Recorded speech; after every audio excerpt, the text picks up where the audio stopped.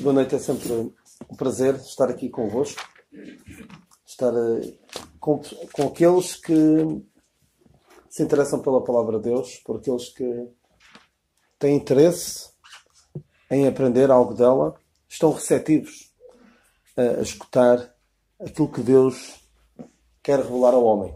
Infelizmente são muito poucas as pessoas que estão dispostas a ouvir. O diabo tem conseguido grandes vitórias no que diz respeito ao desinteresse do ser humano pelo Evangelho. Poucas pessoas a quem nós tentamos falar de Cristo, tentar falar da Palavra de Deus, são muito poucas as pessoas que têm interesse genuíno pela Palavra de Deus, por aquilo que a Palavra de Deus diz sobre elas, sobre a sua necessidade, sobre o seu perigo iminente de partir para uma eternidade sem Ele. Por isso é que é importante nós aproveitarmos as oportunidades que temos. E também costumo dizer que o sítio mais fácil para pregar o Evangelho, o sítio mais fácil para evangelizar, sabem qual é? Se calhar poderão não concordar comigo, mas talvez o sítio mais fácil para evangelizar é daqui de cima da tribuna. Porque não há... Normalmente as pessoas que estão a ouvir estão receptivas a ouvir. E vão-nos ouvir durante 30, 40 minutos, vão-nos ouvir à partida, sem interromper, sem dizer, eu não concordo com o que estás a dizer, ora explica melhor isso. Mas no dia a dia, com aquelas pessoas que nos conhecem bem, que nos conhecem no nosso local de trabalho, nos conhecem na nossa família, por vezes pode tornar-se mais difícil nós anunciarmos o Evangelho da graça de Deus. E por isso não devemos perder as oportunidades quando elas surgem. E mesmo agora, esta altura do Natal, é uma boa altura para nós falarmos do que é importante no Natal. E no Natal não é importante, claro que ignorando o consumismo, ignorando o Natal pagão, ignorando o Natal do consumismo e concentrando-nos até na pessoa do Senhor Jesus Cristo, nós devemos apontar sempre para a importância não do nascimento do Senhor Jesus Cristo, mas para aquilo que aconteceu cerca de 33 anos depois da sua morte e da sua ressurreição. É para aí que nós devemos apontar.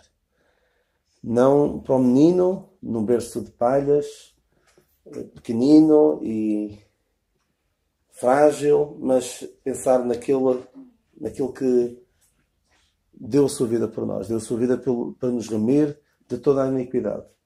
E ressuscitou para a nossa justificação. É desse Salvador que nós vamos falar. E hoje eu gostava de falar-vos sobre uma passagem que nós lemos em Atos 27, sobre umas palavras solenes que nós ouvimos aqui ditas pelo apóstolo Paulo.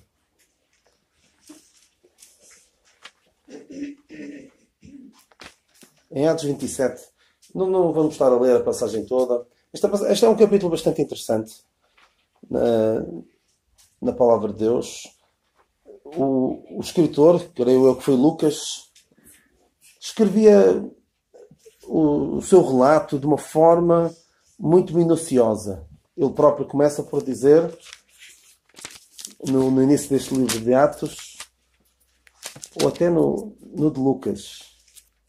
É no de Lucas que ele fala. Ele diz que procurou, vamos ver rapidamente como é que ele diz,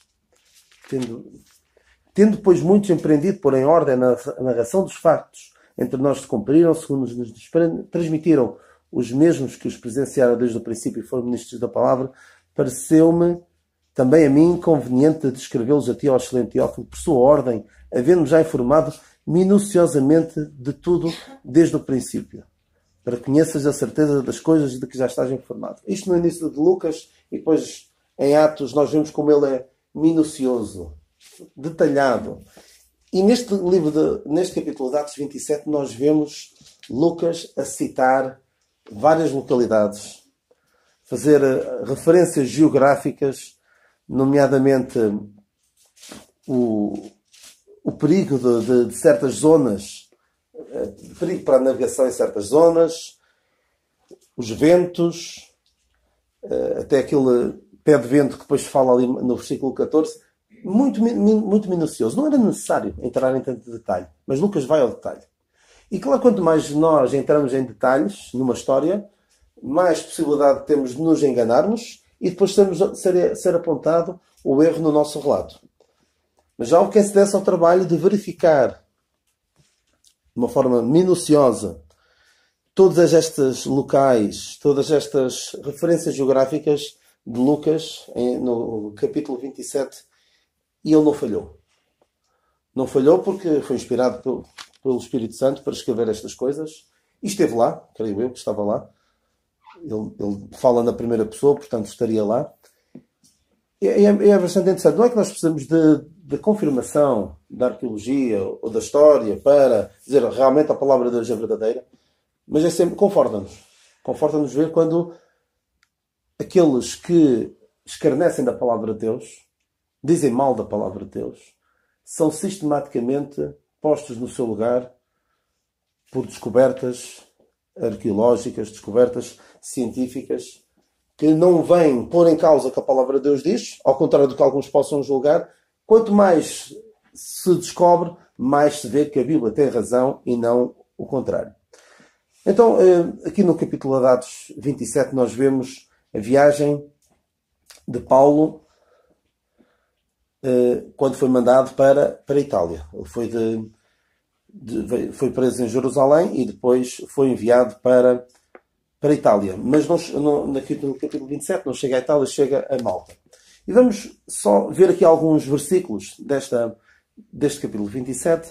Então, capítulo 27, versículo 1. E como se determinou que havíamos de navegar para a Itália, entregaram Paulo e alguns outros presos a um centurião por nome Júlio, da corte Augusta.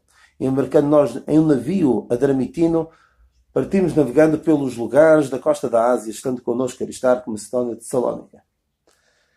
E chegámos no dia seguinte a Sidom, e Júlio, tratando Paulo humanamente, lhe permitiu ir ver os amigos, para que cuidassem dele.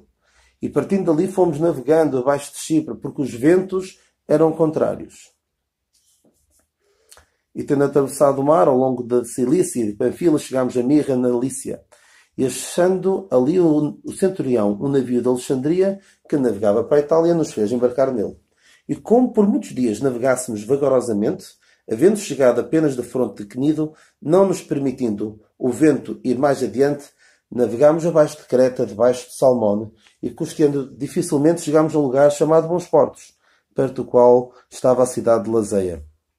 Passado muito tempo, e sendo já perigosa a navegação, pois também o jejum já tinha passado, Paulo também estava dizendo-lhes: varões, vejo que a navegação há de ser incómoda e com muito dano, não só para o navio e carga, mas também para as nossas vidas. Ou seja, Paulo aqui estava a demonstrar, a avisar, não é boa ideia continuarmos a viagem, porque isto vai ser perigoso, não só para o barco, mas também para as nossas vidas. Mas o centurião, versículo 11, mas o centurião queria mais no piloto e no mestre do que no que dizia Paulo.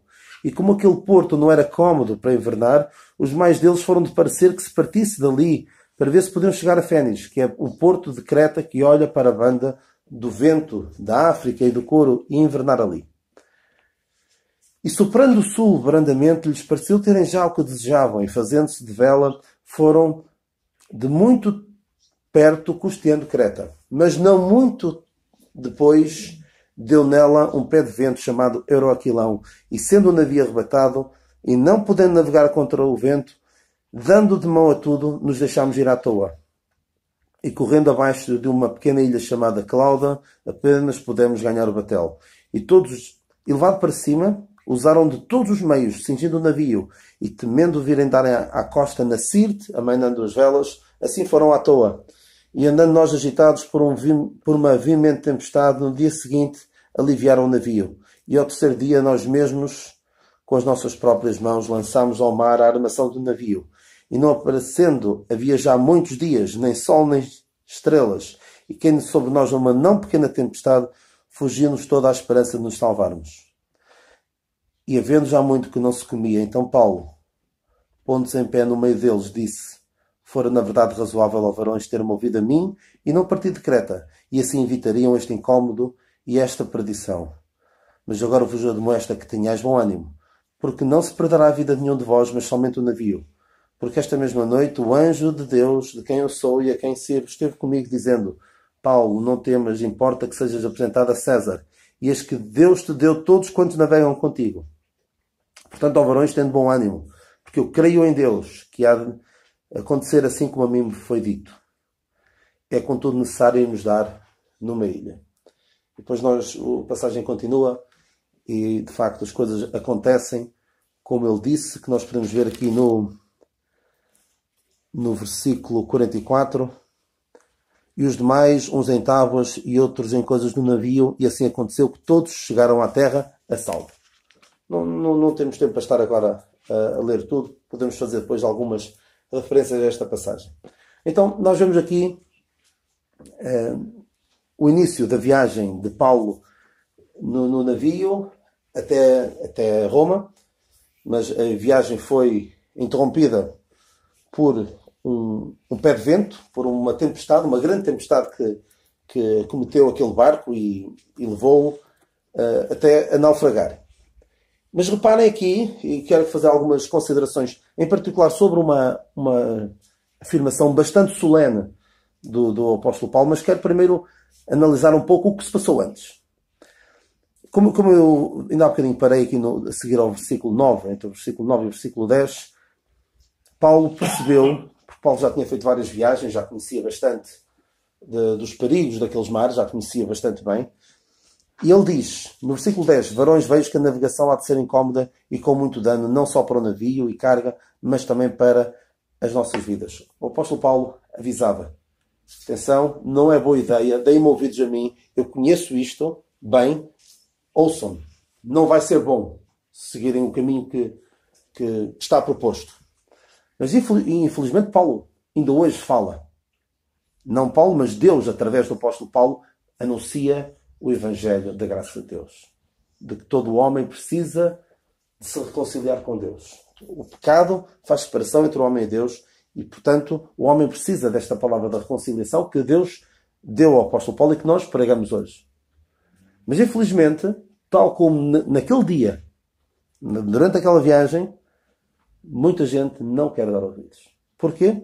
O centurião queria mais no piloto e no mestre do que no que dizia Paulo. O ser humano encontra muitos pilotos, muitos mestres, muitas outras pessoas que lhe dizem outras coisas bem mais aprazíveis do que aquilo que Paulo diz. Porque a mensagem que Deus anuncia hoje, o Evangelho da Graça, e quando Paulo falar, entendam-me, não estou aqui a endeusar Paulo, não estou a pôr Paulo no pedestal, estou a falar da mensagem que Deus anuncia hoje através do apóstolo dos gentios, com a mensagem dada ao apóstolo dos gentios e que nós hoje anunciamos também. Esta mensagem não é agradável. Já tenho dito várias vezes que é o Evangelho. A última vez que estive aqui ao domingo, foi há cerca de meio ano, falei sobre o Evangelho que não é segundo os homens.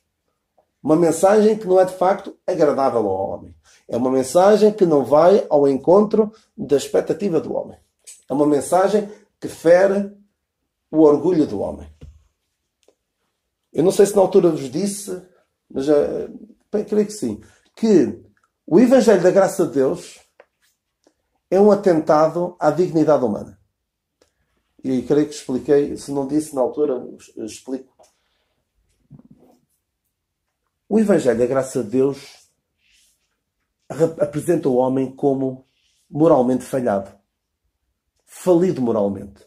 Completamente. Não há nada que ele possa fazer para se reconciliar com Deus, para se melhorar. Não há nada. O homem é completamente indigno. No entanto, o Evangelho da Graça de Deus confere grande dignidade ao ser humano. Porquê? Porque Deus, vendo o homem nesse estado de indignidade, enviou o Senhor Jesus Cristo para morrer a morte que ele merecia e para assim o salvar. Para quem rejeita o Evangelho da Graça de Deus, de facto, esta é uma mensagem, é um atentado à dignidade do homem. Apresenta o homem de uma forma muito baixa, vil, incapaz, morto em delitos e pecados. Mas para aquele que aceita, é a melhor mensagem que o ser humano pode ouvir. Mas, infelizmente, muitos preferem dar ouvidos a todo o tipo de pilotos, todo o tipo de mestres, como este centurião fez. E pilotos e mestres pode ser muita gente. Podem ser pessoas que nós admiramos muito. Pode ser um grande filósofo. Pode ser um grande cientista. Pode ser um grande pastor. Um grande clérigo. E levar-nos a não acreditar naquilo que Paulo diz. E infelizmente muitos vão atrás disso. Destes pilotos e mestres. Alguns até que vão atrás, fazem de si mesmos o mestre das suas vidas. O piloto das suas vidas. É um mal que afeta milhares e milhões de pessoas neste mundo, que é o sentimento de autossuficiência. Eu basto-me a mim mesmo. Eu não preciso de ninguém. Há uma música até que diz que eu sou o capitão da minha alma. I'm the captain of my soul. Sou o capitão da minha alma. Eu é que dirijo a minha vida. E o próprio Frank Sinatra dizia, eu fiz à minha maneira. Cometi muitos erros, mas ele diz, I did it my way. Eu fiz isto à minha maneira. E é o que interessa. É o grande mal de muitos, milhares de milhões de pessoas neste mundo. Preferem dar ouvidos a pilotos e a mestres. E reparem, ele continua. O centurião não quis aceitar as palavras de Paulo, e como aquele porto não era cómodo para invernar, ou seja, esta mensagem não é de facto cómoda, incomoda as pessoas. Os mais deles foram de parecer que se partisse dali para ver se podiam chegar a Fénix e invernar ali. A maior parte das pessoas foi da opinião de que aquilo que Paulo dizia não era boa ideia. Infelizmente, a maioria, tal como aqui, os mais deles, não é? Os mais deles foram desta opinião. E seguiram um caminho que vamos ver qual foi o caminho, não é? E como diz o livro de Provérbios, há caminho que ao homem parece ser bom, mas o seu fim são os caminhos da morte. E não nos admiremos de sermos poucos. Creio que até disse, sim, acho que foi na última vez, sim, foi da última vez. Vos falei a razão principal pela qual esta sala não está cheia. Porquê é que esta sala não está mais cheia? Claro que podemos apontar muitos motivos, mas um dos principais motivos é o facto do Evangelho que nós anunciamos aqui, e graças a Deus porque continuamos a anunciar. Graças a Deus porque continuam os irmãos aqui nesta localidade a dedicar o domingo à tarde para a mensagem de evangelização, mesmo pensar, só são todos crentes. Não, continuamos a anunciar a mensagem. Nunca sabemos se pode entrar aqui alguma pessoa que esteja perdida, e nunca sabemos sobre o outro que nós já conhecemos há muito tempo e que veio sempre aqui às reuniões e que só Deus e Ele é que sabem. Mas então, a razão pela qual esta sala não está cheia é porque o Evangelho que nós pregamos não é de facto agradável. Se pregássemos coisas bem aprazíveis, palavras suaves, palavras agradáveis, palavras que levassem a autoestima do ouvinte, provavelmente esta sala estava cheia. Mas são muito poucos aqueles que creem, aqueles que querem ouvir o que a palavra de Deus diz. Eu até tenho dito algumas vezes que a interpretação que muitas vezes se faz da parábola da ovelha perdida não é correta, na minha opinião. Normalmente a interpretação que se faz da ovelha perdida é que havia 100 ovelhas e houve uma que se perdeu. E o Senhor deixou as 99 no curral e foi buscar a que estava perdida. Só que se nós lermos o que a palavra de Deus diz, e é sempre bom lermos o que a palavra de Deus diz, e não aquilo que sempre ouvimos. Num dos relatos da parábola da ovelha perdida, onde é que diz que o Senhor deixou as 99? Alguém se lembra?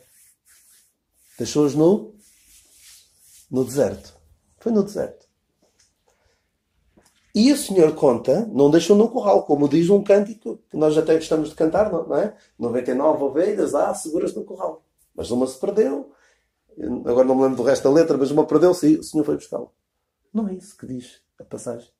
E se nós lemos a passagem, o início da passagem fala-nos acerca daqueles que se achavam justos e criticavam o Senhor por comer com os publicanos e com as meretrizes. E o Senhor conta aquela história para mostrar que há mais alegria no céu por um pecador que se arrepende do que por 99 justos.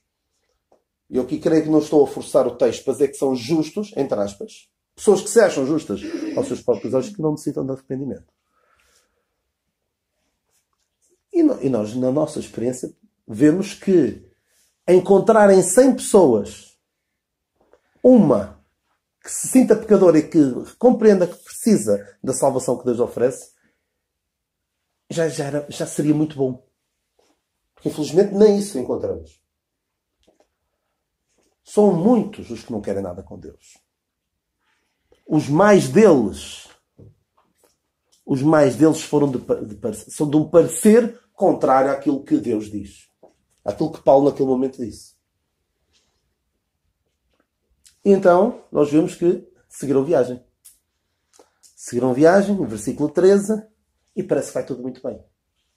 Parece que aquele velho já está... já não funciona muito bem da cabeça, já está meio xexé, ele não sabe o que diz.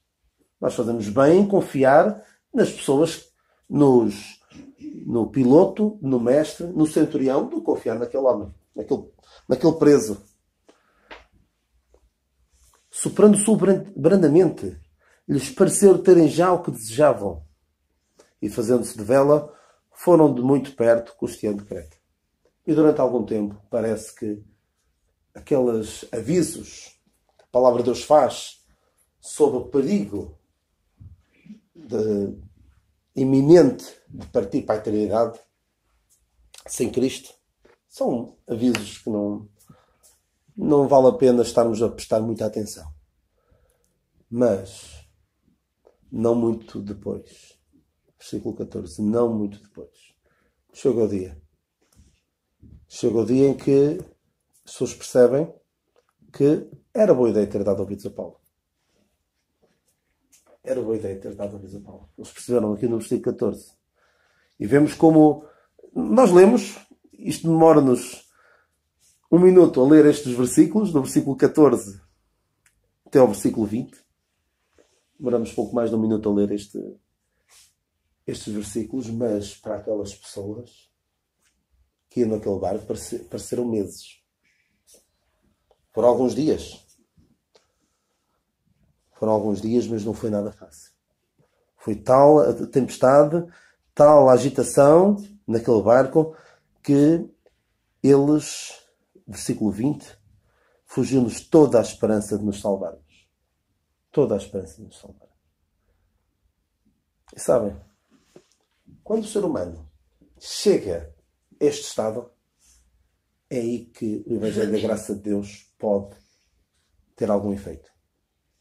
Só quando o homem chega ao fim de si mesmo e percebe já não há nada a fazer. Eu por mim mesmo não sou capaz. Só é que o Evangelho da Graça de Deus pode atuar. Então entra Paulo em cena. Então, vendo já muito que não se comia, lendo um bocadinho antes, e não aparecendo, versículo 20, e não aparecendo havia já muitos dias, nem sol, nem estrelas, e caindo sobre nós uma não pequena tempestade, fugiu-nos toda a esperança de nos salvarmos, e havendo já muito que se não comia. Então Paulo, pondo-se em pé no meio deles, disse: fora na verdade razoável, ó varões, ter-me ouvido a mim, e não partir de Creta, e assim evitariam este incómodo e esta perdição. E esta mensagem que Paulo anuncia, no início não é de facto agradável. Parece que Paulo pôs-se ali em pé, à maneira de toda a gente poder ouvir, e parece que ele está a começar por dizer: bem, eu tinha razão, eu disse-vos, eu avisei-vos, agora vamos morrer todos. Vamos morrer todos porque vocês não me ouviram. O Evangelho da Graça de Deus, o início, é de facto desagradável. Não é? Uma mensagem que não agrada a quem ouve. Mas, e a Palavra de Deus seria o livro mais desesperante de ler, mais terrível de ler, se apenas contasse as más notícias. A má notícia de que o homem é pecador. Má notícia de que o homem não merece qualquer benefício da parte de Deus. E que o seu pecado o afasta de Deus. E que devido ao seu pecado está condenado a uma eternidade sem Ele.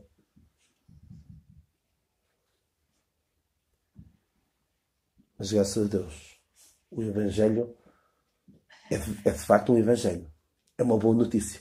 E ele continua e diz: mas agora vos admoesto a que tenhais bom ânimo, porque não se perderá a vida de nenhum de vós, mas somente o navio. Há esperança. Paulo anuncia uma mensagem de esperança. E estes homens ficam, depois de tudo o que aconteceu, chegaram à conclusão: ainda bem que trazíamos este velhote, esta pessoa que nós pensávamos que era um louco, que delirava com as suas muitas letras, como disse o rei Agripa. O rei Agripa, sim.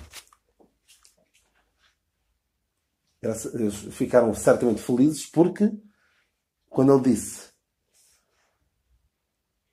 eis que Deus te deu a todos quantos navegam contigo. Então, pela graça de Deus, todas aquelas pessoas se salvaram. Porque mesmo que não quisessem, acabaram por lhe dar ouvidos. No final de tudo o que se passou, acabaram por lhe dar ouvidos. E também hoje, todos aqueles que navegam com Paulo, no sentido em que ouvem a mensagem da graça de Deus revelada a Paulo e que nós anunciamos hoje, esses que navegam com Paulo são salvos. Nós vemos como todos se salvaram. Quem é que não se salvou? Foi o barco. O barco não se salvou. O barco podemos ver aqui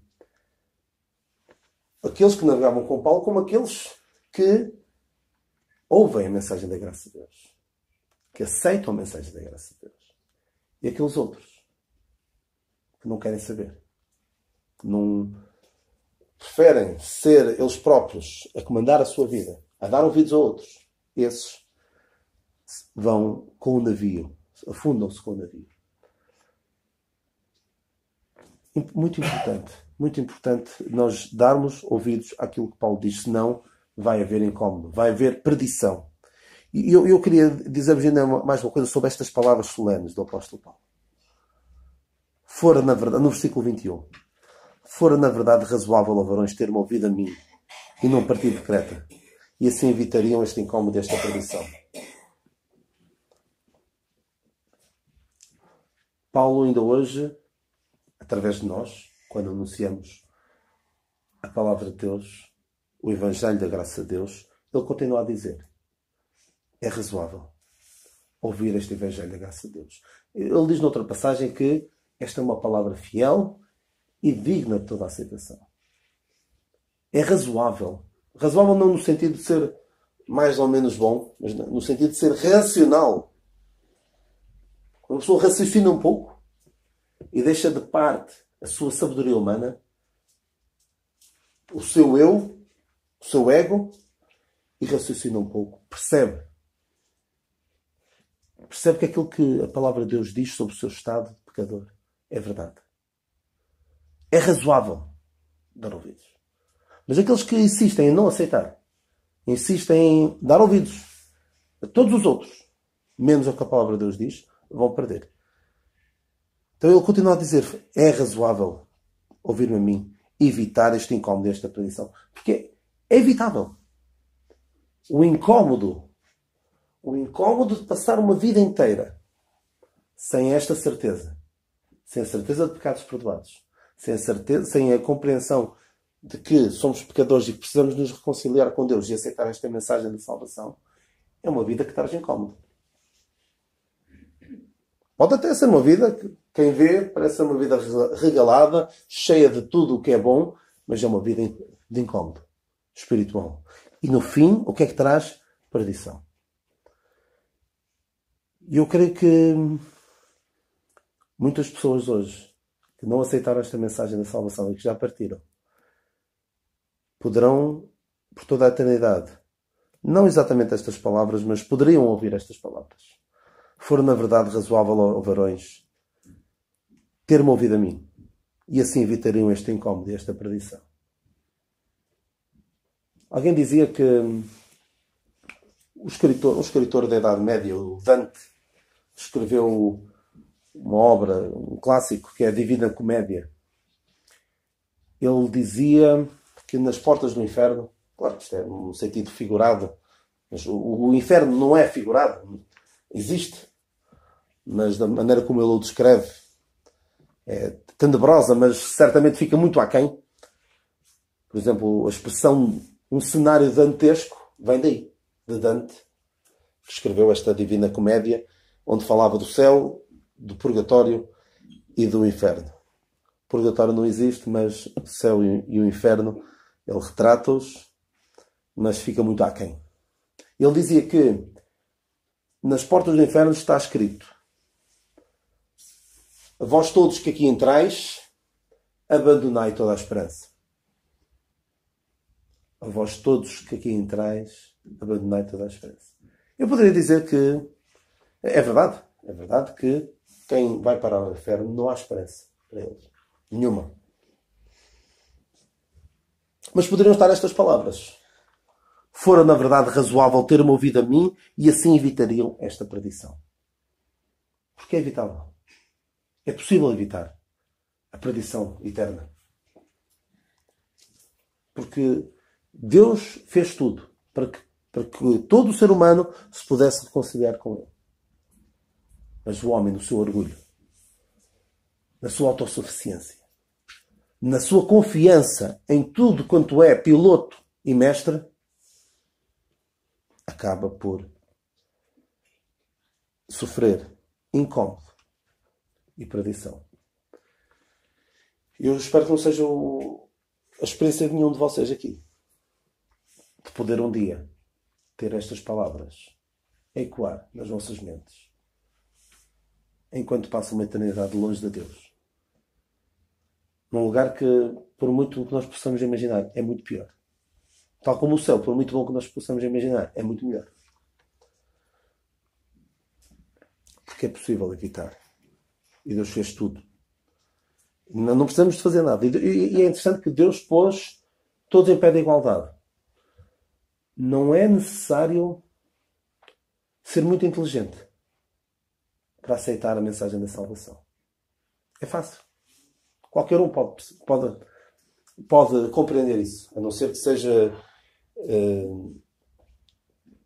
que tenha mentalmente esteja de tal forma debilitado que não consiga compreender isso. Mas Deus é justo e não tomará isso em conta. Mas aqueles, por muito pouco inteligente que seja, pode compreender isto. Agora, sabe o que é que atrapalha às vezes? É muita inteligência. Muita sabedoria humana. Aí atrapalha. Também o ser pobre não atrapalha em nada.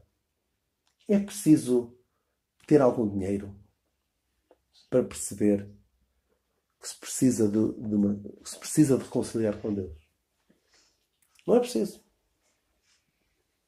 Eu até vos digo mais.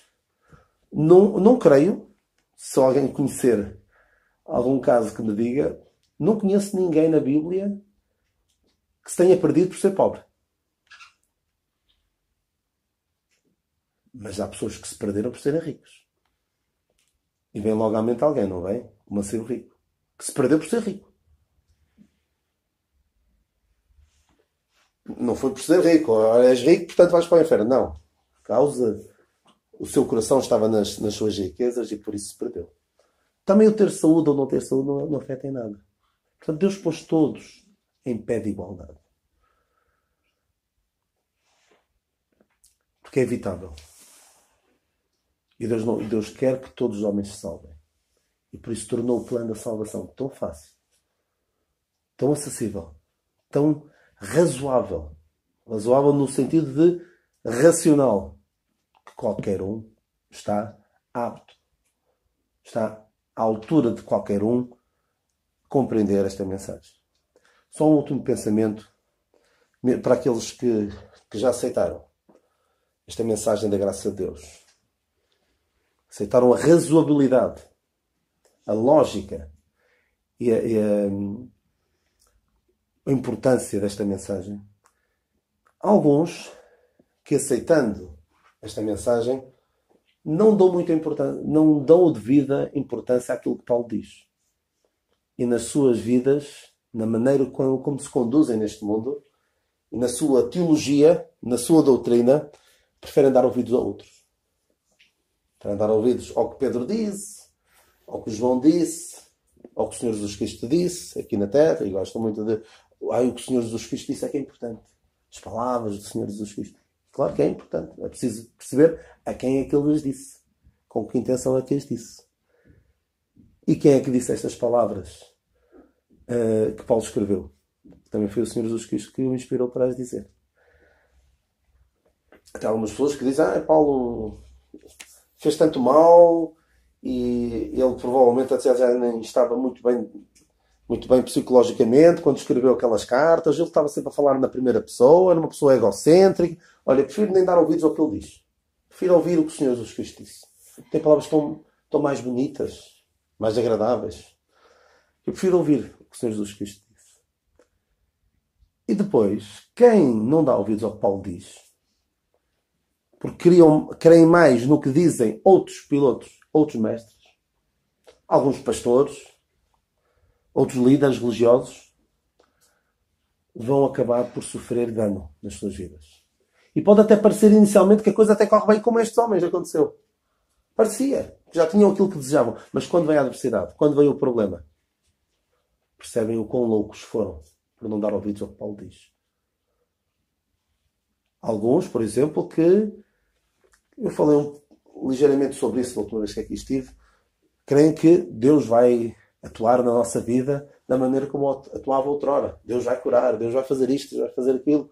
E muitas pessoas vão atrás desta maneira de pensar, desta maneira, digamos, pentecostal de analisar a maneira como Deus age. E Deus já não age dessa forma.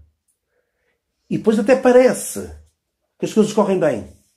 O Senhor está a abençoar a minha vida. E fazem depender o seu estado espiritual, o seu bem-estar espiritual, de quão bem a sua vida vai do ponto de vista humano.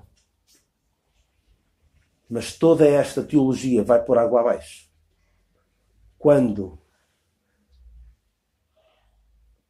dá em cima das suas vidas um pé de vento, chamado Euroquilão, aqui nesta passagem, mas quando vem a adversidade à sua vida. Como é?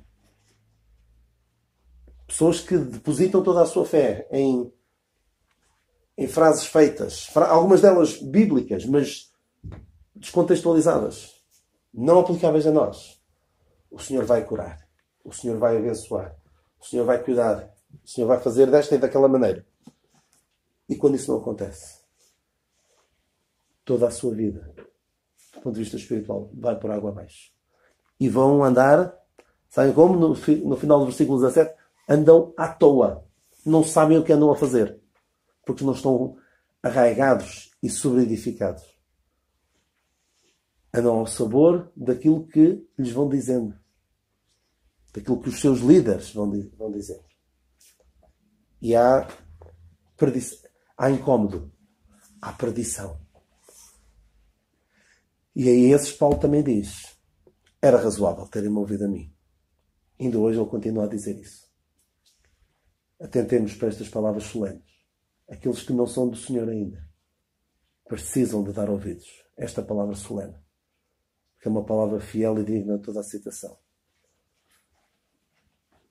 E aqueles que já são seus, tenham cuidado para não dar ouvidos a estes mestres, a estes pilotos, que até parece que, devido aos seus títulos honoríficos, às suas habilitações académicas, teológicas, parecem que percebem muito. Até percebem mais da Bíblia do que Paulo. Mas o fim nós já sabemos como é. Em que há incómodo, há perdição e há até, infelizmente, desonra para o nome de Deus. Deus nos ajuda a meditar nestas palavras e a atentarmos para este aviso solene do apóstolo Paulo.